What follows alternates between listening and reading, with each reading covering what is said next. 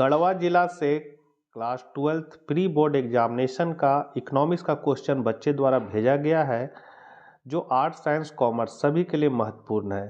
Pre board में आए प्रश्नों के उत्तर विभिन्न जिला में जो दिया गया है वो सभी फाइनल एग्जाम के लिए महत्वपूर्ण है। साथ ही वीकली टेस्ट में जो आपके क्वेश्चन आते थे वो भी इम्पोर्टेंट है। इस बार जैक और जेसीईआरटी द्वारा मॉडल क्वेश्चन जारी नहीं किया जाएगा, बल्कि जिला में ही शिक्षकों द्वारा मॉडल क्वेश्चन तैयार करके दिया जाएगा। यदि आपको क्वेश्चन का आंसर चाहिए तो आप टेलीग्राम चैनल पर क्वेश्चन का पीडीएफ बनाकर भेजिएगा, मैं आपको आंसर उसका बनाकर बता दूंगा और समझा दूंगा। हर जिला में मॉडल क्वेश्चन जो है वो अलग अलग ही रहेगा, क्योंकि वहीं के शिक्षकों द्वारा वो तैयार किया जाएगा। तो प्री बोर्ड गढ़वा जिला का इकोनॉमिक्स विषय का हम लोग आंसर को देख लेते हैं। चैनल पर पहली बार है तो सब्सक्राइब कर लें, क्योंकि इसी तरह की महत्वपूर्ण जानकारी आपको मिलती रहेगी इस चैनल के माध्यम से। वीडियो जो रहेगा वो 2 पार्ट में रहेगा। पहला पार्ट में हम लोग ऑब्जेक्टिव और अति लघु उत्तरीय प्रश्नों को देखेंगे, और सेकंड पार्ट के वीडियो में हम लोग लघु उत्तरीय और दीर्घ उत्तरीय प्रश्नों को देखेंगे। तो चलिए हम लोग आज कुछ नया सीखते हैं। पहला क्वेश्चन है, निम्न में कौन उत्पादन का साधन है? तो भूमि, श्रम, पूंजी, प्रबंध और साहस, ये उत्पादन के 5 साधन होते हैं। यहाँ तीनों का जिक्र है और डी है इनमें से सभी। तो आपका आंसर हो गया इनमें सभी। निम्न में कौन समष्टि अर्थशास्त्र का उदाहरण है? समष्टि मतलब होता है जिसमें हम लोग व्यापक अध्ययन करते हैं, बड़े स्तर पर अध्ययन करते हैं।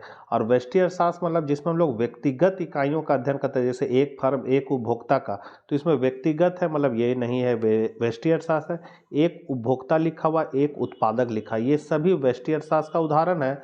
जबकि जो आपका राष्ट्रीय आय है वो समष्टि अर्थशास्त्र का उदाहरण है। निम्न में से किस अर्थशास्त्री ने अर्थशास्त्र की सीमितता एवं दुर्लभता संबंधी परिभाषा दी? तो ये आपका लियोनेल रॉबिन्स ने दिया था। 1932 में अपना किताब लिखा था ए सिग्निफिकेंस ऑफ इकोनॉमिक साइंस, और उस किताब में सीमितता एवं दुर्लभता संबंधी परिभाषा अर्थशास्त्र का दिया था। किसी वस्तु में मानवीय आवश्यकताओं को संतुष्ट करने वाला गुण पाया जाता है, कहलाता है, तो उसको हम लोग उपयोगिता कहते हैं। निम्न में कौन पूरक वस्तु का उदाहरण नहीं है? तो पूरक वस्तु मतलब होता है एक के बिना दूसरा का काम नहीं चलेगा। जैसे चाय और चीनी जब रहेगा तभी चाय बढ़िया लगेगा। पेन और स्याही पूरक वस्तु है। कार और पेट्रोल पूरक वस्तु है। तो यहाँ पर चाय और कॉफ़ी जो है वो आपका प्रतिस्थापक वस्तु, मतलब एक की जगह हम दूसरा का प्रयोग कर सकते हैं। तो आपका करेक्ट आंसर यहाँ पूछा पूरक वस्तु नहीं है, तो आपका चाय और कॉफ़ी हो जाएगा। फिर जब मूल्य में होने वाले अनुपातिक परिवर्तन के सापेक्ष उस वस्तु के मांग में होने वाले अनुपातिक परिवर्तन समान हो तो मांग की लोच होगी।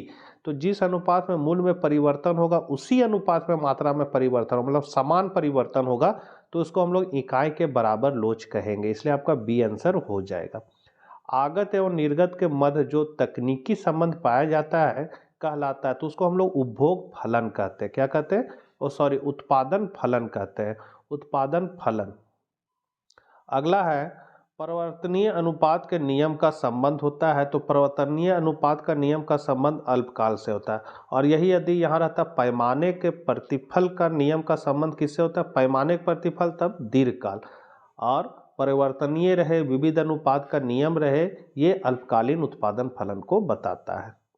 निम्नलिखित में किस वक्र का आकार यू आकार का नहीं होता? यहाँ नहीं होता है पूछा जा रहा है, तो इसमें आपका तीनों जो है इसका आकार यू आकार का होता है, जबकि सीमांत उपयोगिता का जो होता है वक्र वो यू आकार का नहीं होता। सीमांत उपयोगिता रेखा कुछ इस तरह का रहता है जो यू आकार की नहीं होती। आपका आंसर डी हो जाएगा। कुल लागत का सूत्र है, ये फॉर्मूला है टीसी बराबर टीएफसी प्लस टीबीसी। ये आपका करेक्ट आंसर है। टीसी हो गया कुल लागत, टीएफसी कुल स्थिर लागत, और टीबीसी कुल परिवर्तनशील लागत। पूर्ण प्रतियोगी फर्म के संतुलन की शर्त है। तो संतुलन के 2 शर्त है, एमआर बराबर एमसी होना चाहिए, और एमसी वक्र जो है वो एमआर वक्र को नीचे से ऊपर जाते हुए काटे। ये एमसी वक्र है और ये एमआर रेखा है, यही एआर है, यही प्राइस है। तो यहाँ नीचे से ऊपर जाते हुए जहाँ काटेगा वहीं संतुलन होगा। तो संतुलन के 2 शर्त है, एमआर बराबर एमसी, और एमसी वक्र एमआर वक्र को नीचे से काटे। तो आपका करेक्ट आंसर सी हो जाएगा। पूर्ति से तात्पर्य है, तो एक निश्चित समय, एक निश्चित मूल्य, क्रय शक्ति की क्षमता, तीनों से है, उपयुक्त सभी हो जाएगा। निम्नलिखित में किस बाजार में औसत आगम सीमांत आगम मूल्य मतलब AR बराबर MR बराबर P होता है? तो ये जो बाजार है वो है आपका पूर्ण प्रतियोगिता, ये पूर्ण प्रतियोगिता, इसमें P बराबर AR बराबर MR बराबर डिमांड, ये होता है इस तरह। तो ये पूर्ण प्रतियोगिता आपका करेक्ट हो जाएगा।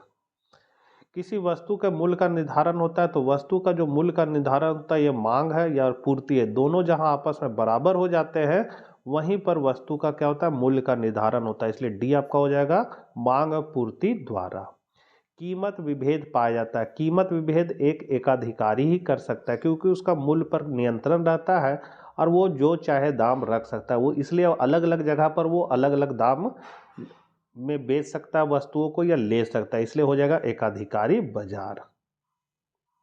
सकल राष्ट्रीय उत्पाद जीएनपी में मूल्य ह्रास घटाने पर प्राप्त होता है, तो एनएनपी प्राप्त होगा, मतलब नेट नेशनल प्रोडक्ट, शुद्ध राष्ट्रीय उत्पाद।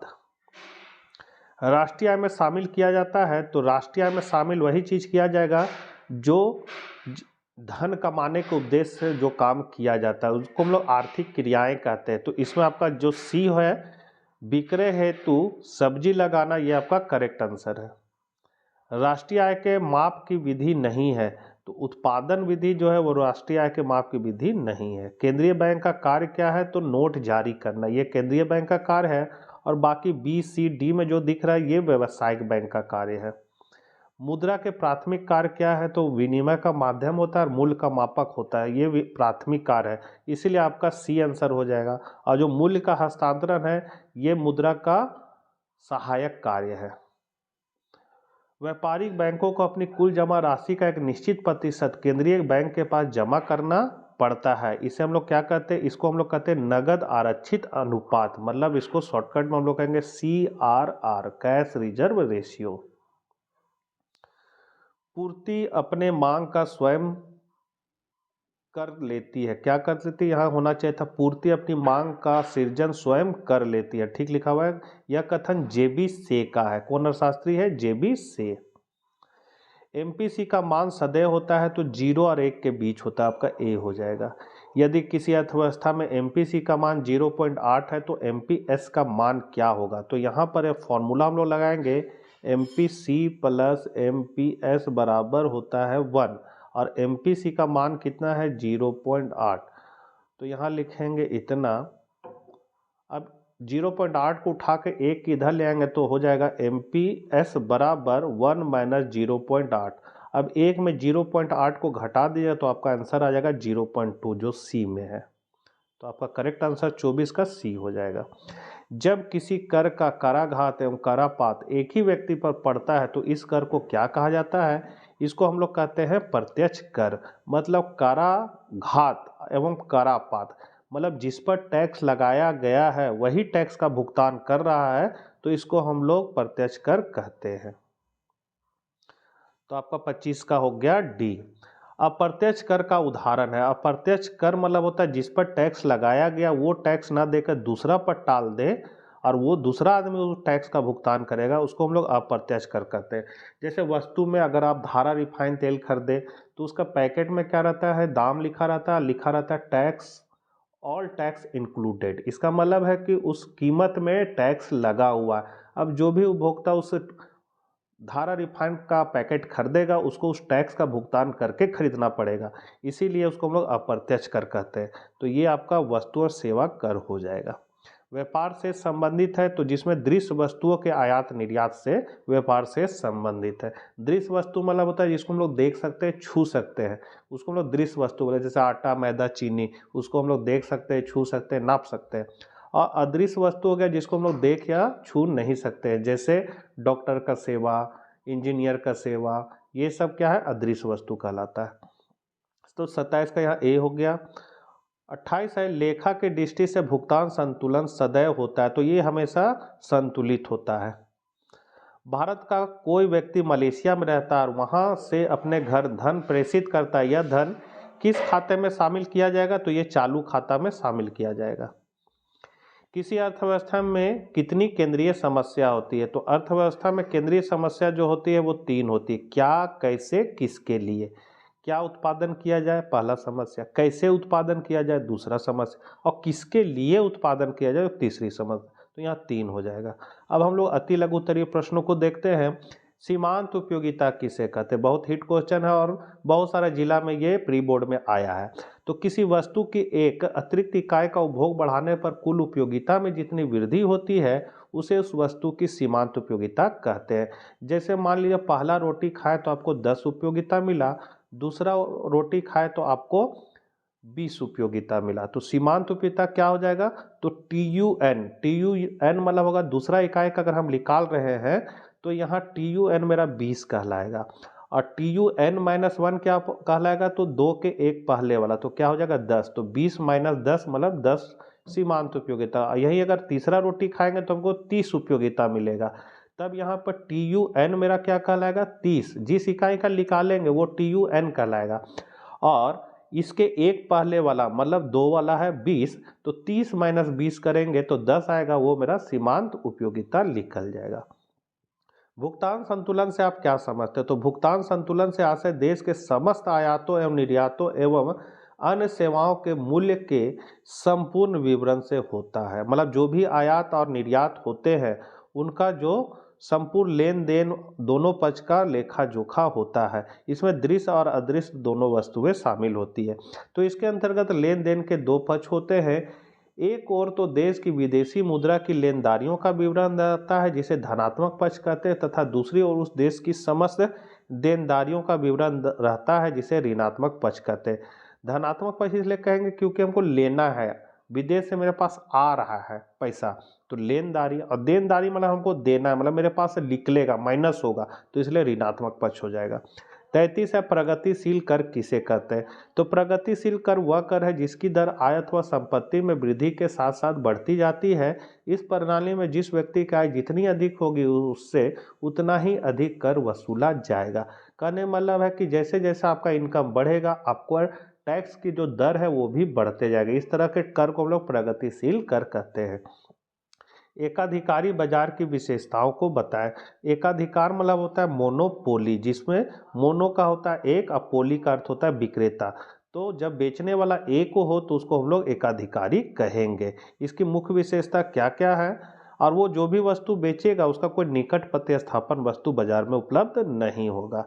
इसकी विशेषता है तो पहली है एक विक्रेता तथा अधिक क्रेता, मतलब बेचने वाला एक रहेगा और खरीदने वाला बहुत रहेगा।